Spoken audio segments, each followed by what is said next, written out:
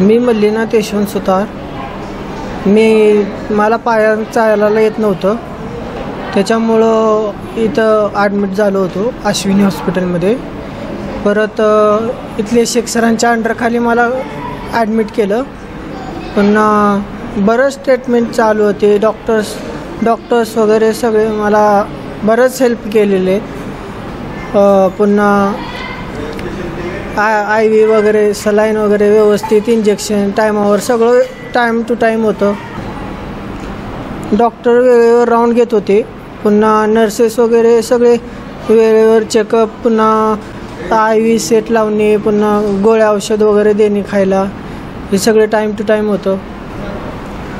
आता तब्येत बरी आहे सर माझी भरपूर. म्हणजे पहिला चालायला येत नव्हतं, असं साध्या फडशीवरती सुद्धा पाय ठेवलं तर घसरत होतो पाय. आता मिनिमम बाथरूमपर्यंत जातो मी चालत, बाथरूमपासून येतो चालत. डिस्चार्ज आज आहे माझा डिस्चार्ज.